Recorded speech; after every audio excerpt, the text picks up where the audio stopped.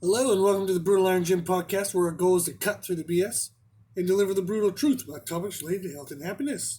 So today's topic is trainer education, and the title is "Put the Now Before the New." So what in the world does that mean? Basically, when it comes to personal trainers, I get to do consultations with personal trainers often, and half my clientele that I work with are actually personal trainers. So I'm very, very, very blessed to have very driven, awesome people around me. And one of the concepts that comes up when doing consultations or talking with my current clients who are trainers and talking about growth of their business and kind of growth of just their outreach and influence in the world. Now, I love the fact that that's what most of them view it as, is how can I help more people?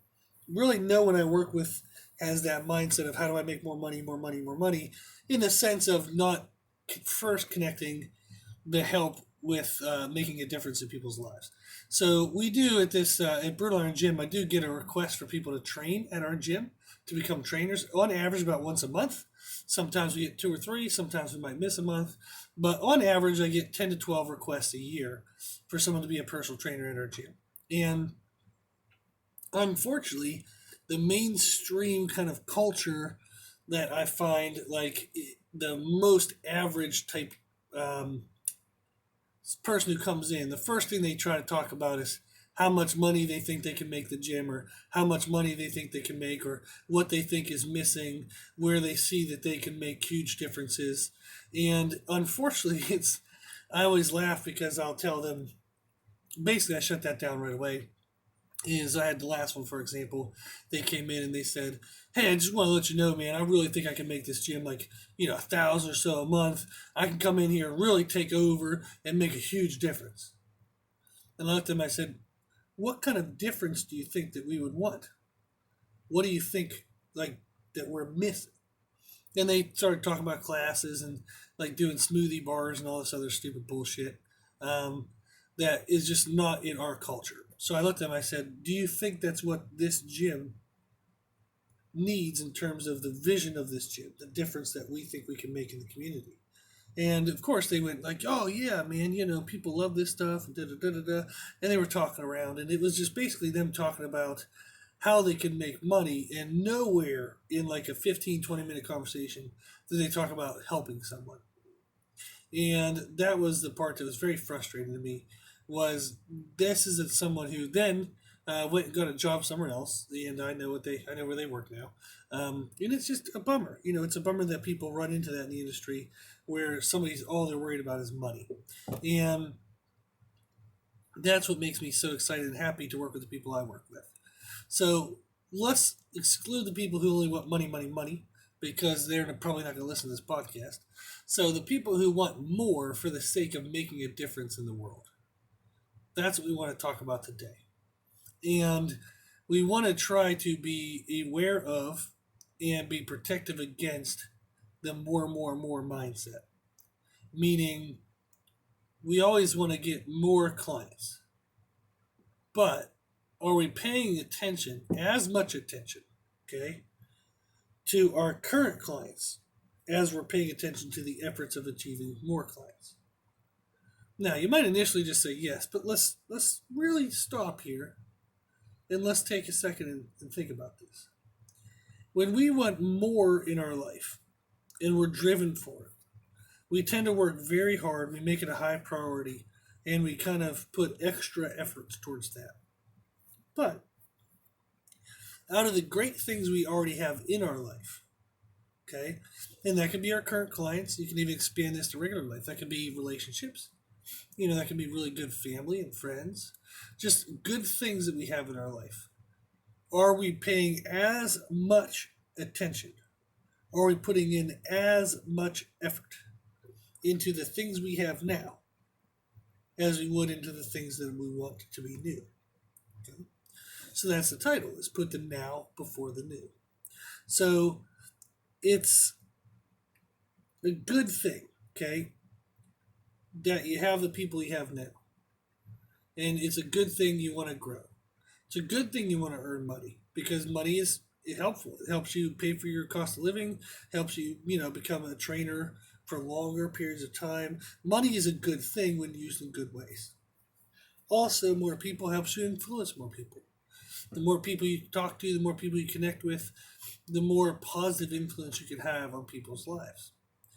But it is possible that we get kind of addicted to the new. We can get addicted to how many likes or shares we have on social media.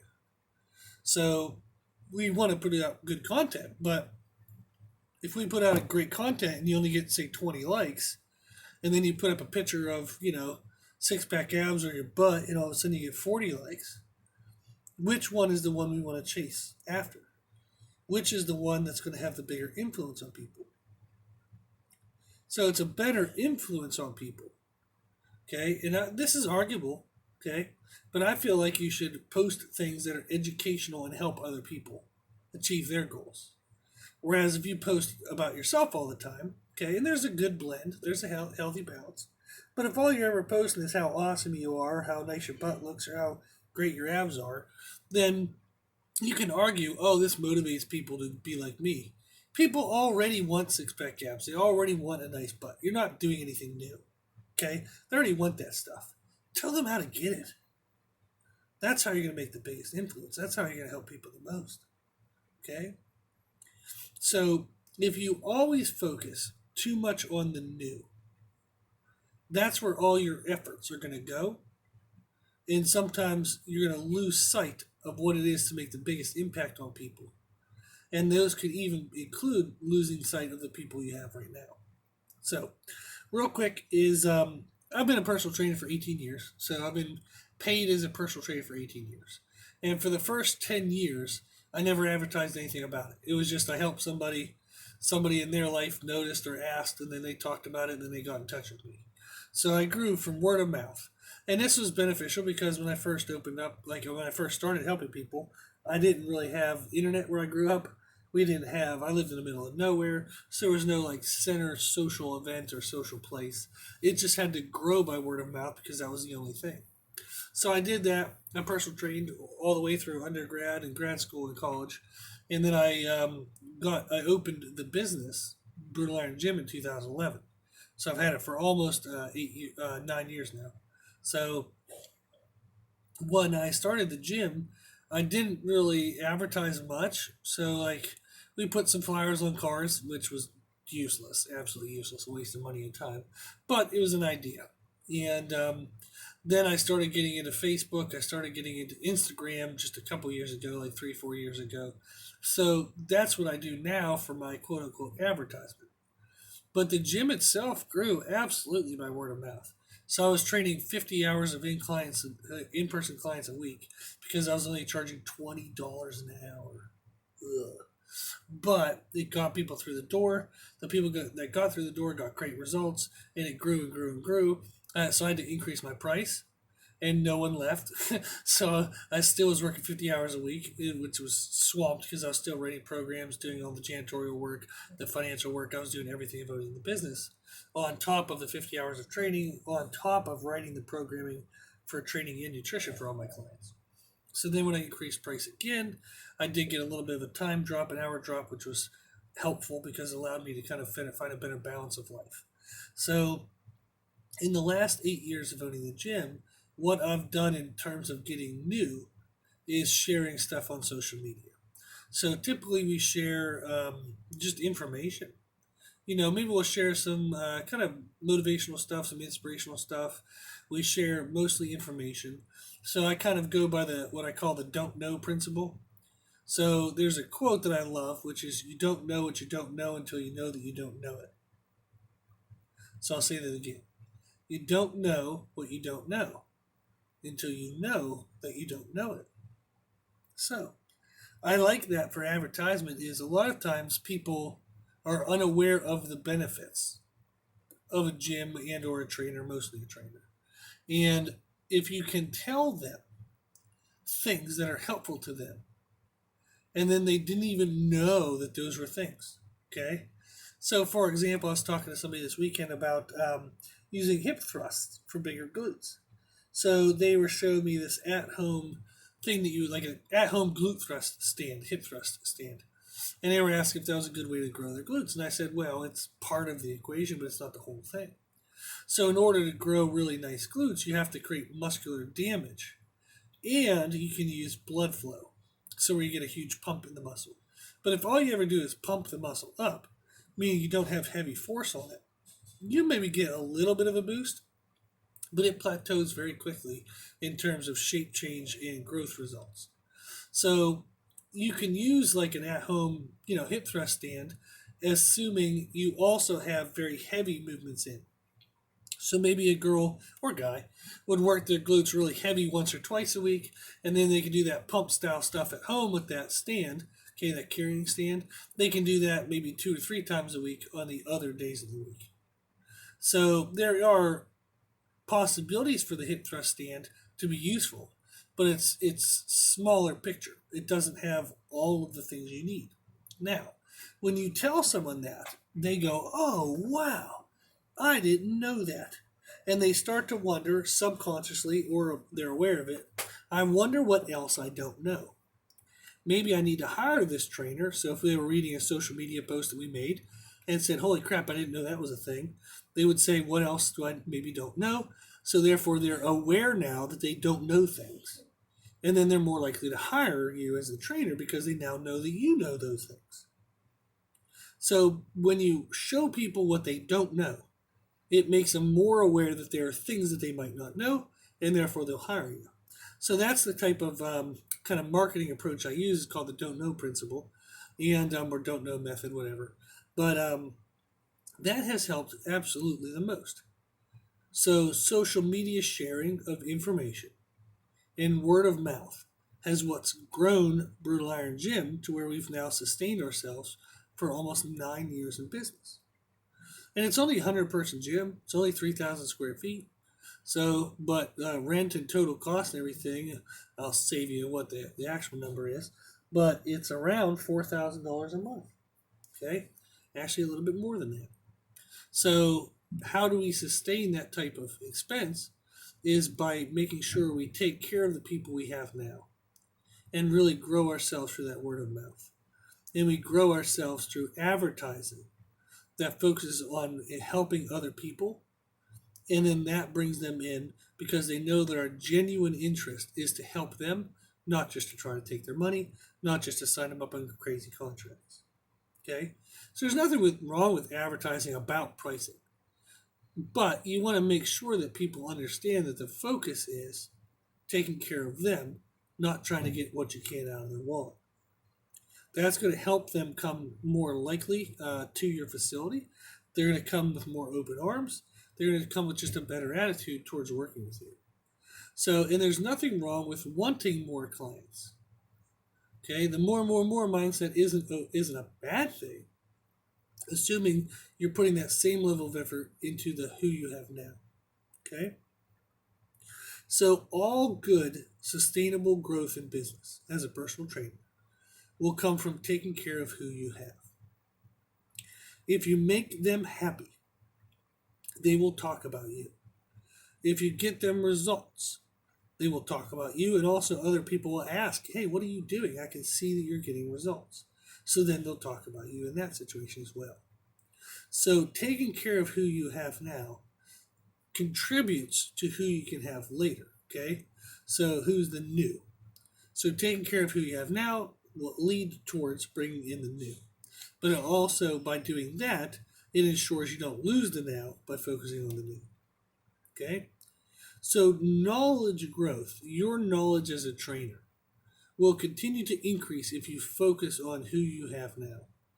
Your business management skills, whether that's time management, energy management, all the management, okay? So all of this stuff that would make you better in business will improve by focusing on taking care of the who you have now.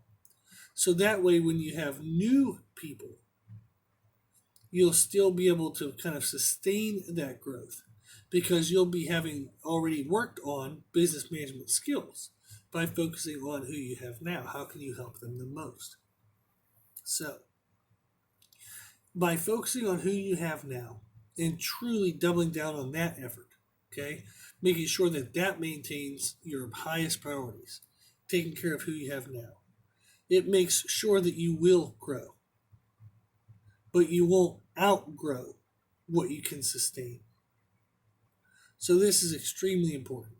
So I'm very lucky to have a place where I have right now in business where I have more people asking for my help than I have time to give it. And I'm having to learn how can I sustain more workload so I can help more people.